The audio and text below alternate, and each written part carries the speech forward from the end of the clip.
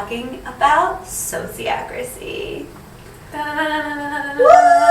We're going to go over what it is in detail, why we use it, why we're talking about it, and some key points of sociocracy that we've already integrated. And then we're going to come back in a week or so with the second part of this video that's going to dive even deeper into like the nitty-gritty how-tos of sociocracy. What is sociocracy? So, defined, sociocracy is a decision-making model based on the values of transparency, equality, and effectiveness.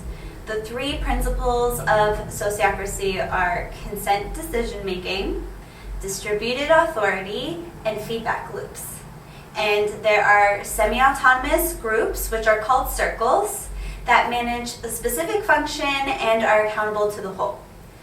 All right, so that was high level, like really, really, really high. What does that even mean? Basically, it's a way for a bunch of people to coexist and make decisions. Yeah. And in our community, that's really important.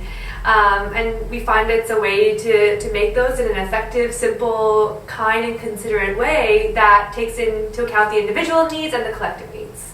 While the main points, the main values of sociocracy are transparency, equality, and effectiveness, something that we're actually shifting a little in our model is rather than focusing on equality, we're going to focus on equity.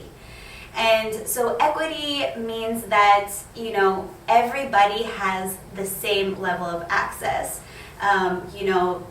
Just because you give everybody a bike doesn't mean that everybody has the ability to ride that bike. A disabled person cannot ride a bike that a more able-bodied person can ride. So we really want to focus on equity and giving that disabled person a bike that they can actually ride. So going into the values, transparency, equity, and effectiveness. So one thing that we're also adding into the values is trust. Like what we've learned so far through the process is how significant trust is in this model. And so that's something that, again, like we're adding on, we're taking the sociocracy model as it is and also making it our own because it has to support us. Mm-hmm. So the model really supports transparency, and we'll get deeper into how it supports transparency, but basically everybody is able to see what decisions are being made and and participate in like the big policy decisions that are being made. Which is so nice, right? It's like, how many times have you been at a job or any sort of group setting where you feel like there's something you don't have a grasp or awareness of, but you also know that it's actually affecting you. So this model of transparency we found was really important because it's our lives and how we spend our time and all of our shared resources. So that was a really crucial piece for community. Mm-hmm. Exactly. Equity, we already talked about it. Effectiveness, being effective in the way that we're making decisions. Everybody has, making sure that the right people have a say and that we're making sure that we're hearing them in a way where it's effective, where we're able to actually hear people, we're giving people opportunity to speak, and that's supporting us in making a decision, and we don't get caught up in going in circles and circles and circles, going down a rabbit hole or anything like that. Trust is super important. We're basically joining together for the rest of our lives to create this community homestead that's not only supporting our individual needs but our collective needs. And in that process, we realize that we're moving forward as a collective, and that takes trust. That takes trust in knowing that Munna and Gannon have my best interests at heart. There might be something that I don't agree on, a decision or whatever it may be, but I trust that we all have the same values, vision, and might see a different path forward, but I put my trust in our collective to know that we all have everyone's best interests at heart. That's super important when we're embarking on our lives together in this manner. Yeah, right. And trust in everybody's ability to do the work, like something that you see in businesses that I saw in my corporate jobs was the micromanaging, because the managers did not trust their employees to get the job done. And honestly, sometimes some people didn't get the job done, but it's really important that you can only build that trust by really empowering people, and that's what this model does, is it really empowers each participant to act on behalf of the whole. So we defined earlier sociocracy as a governance model. Now, what is governance? Governance is how society or groups within it organize to make decisions. So typically this will be seen as perhaps a board of directors interacting with the president, secretary, CEO, etc. in terms of how they meet, how they make decisions, and how those decisions are disseminated, spread throughout the rest of the company. So that's relevant to us in a little bit of a different way.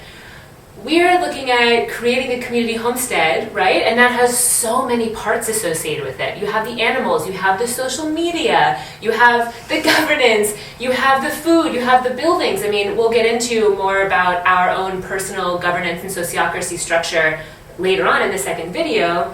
But for now, this is the way that we are coming together to organize around these different parts. So it's helpful because it's having an understanding of who's doing what for the collective so that there is less overall communication around it. And by that we mean work smarter, not harder. So less communication does not at all mean that people aren't in the know. It just means that there's that sense of trust that we've talked about and sort of premeditated guidelines of what each group or circle will do.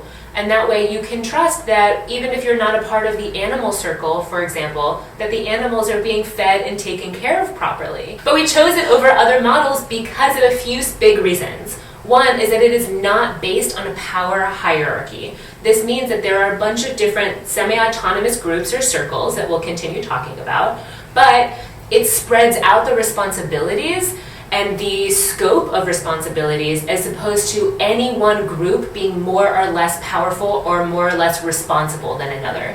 Absolutely. Right. So this is really important for being in community. None of us are holding any more responsibility or power than the other, and the sort of chores or responsibilities are the same. Right. And back to the empowerment point, like how many times have you seen an employee get frustrated and not want to do their work because the power is being taken away from them and they're being questioned and they're not being allowed to make the decisions that they want to make.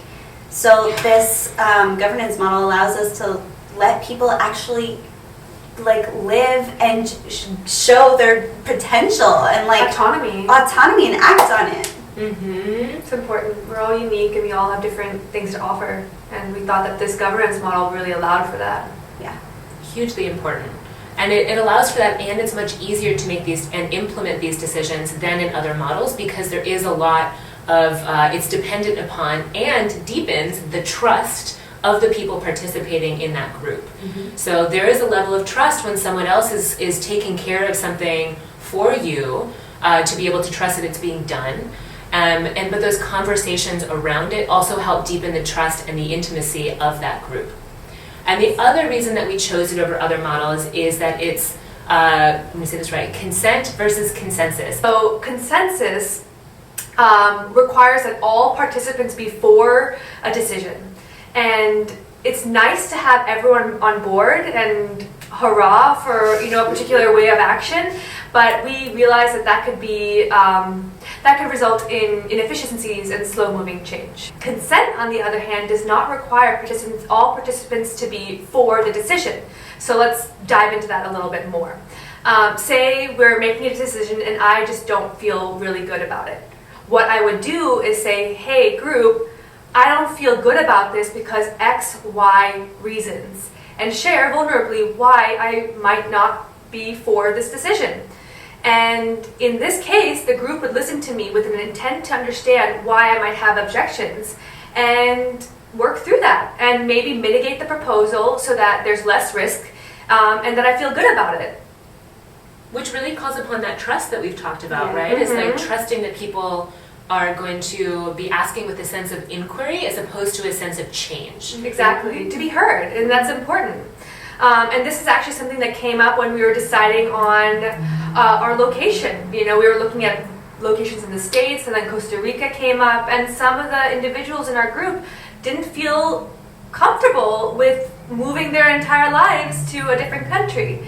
Especially those that are more established in the States and have connections here. So it required us to be open and listening to these objections that they had and working through them as a group so everyone felt comfortable. And yeah, it might not have been everyone's first choice, but we moved forward with it because we were able to hear them out and make sure that, again, everyone felt comfortable.